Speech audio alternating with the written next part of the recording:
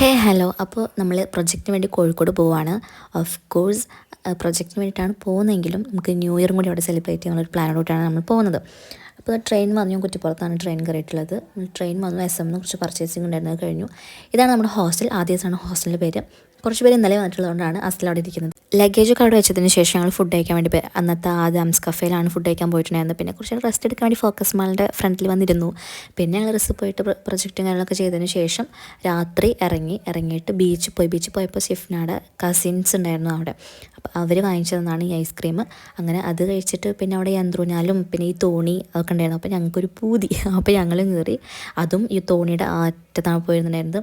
നല്ല രസമായിരുന്നു. ഒരു പാനിപ്പൂരി വാങ്ങിച്ചു കഴിച്ചു. എനിക്കിഷ്ടമില്ല പാനിപ്പൂരി, അങ്ങനെ കഴിച്ചില്ല. പിന്നെ റിട്ടേൺ വരുന്ന വഴിക്ക് ഇതേപോലെ തട്ടുകടയിൽ പോയിട്ട് നമ്മൾ ദോശയും ചിക്കൻ ഫ്രൈയും ചിക്കൻ 65 തോന്നുന്നുണ്ട് അതും കഴിച്ചതിന് ശേഷം നമ്മൾ ഹോസ്റ്റലിൻ്റെ അടുത്ത് തന്നെ പള്ളിയുണ്ട്. അപ്പോൾ അവിടെ പോയിട്ട് ആഴ്ച നിസ്കരിച്ചിട്ട് അപ്പോൾ നമ്മൾ കേക്കും രസഗുളിയും വാങ്ങിച്ചിട്ടുണ്ടായിരുന്നു. അത് വാങ്ങിച്ച് നമ്മൾ രാത്രി ഹോസ്റ്റലിലേക്ക് വന്ന് ഫുഡ് കഴിച്ചതിന് ശേഷം നമ്മൾ കേക്ക് നമ്മൾ കട്ട് ചെയ്തു. പക്ഷേ നമ്മൾ എന്താ വെച്ചിട്ടുണ്ടെങ്കിൽ ന്യൂ ഇയറിനാണ് ഈ ഫോട്ടോസ് ഇട്ടിട്ടുള്ളത്. അതുവരെ ഇത് പബ്ലിഷ് ചെയ്തിട്ടുണ്ടായിരുന്നില്ല.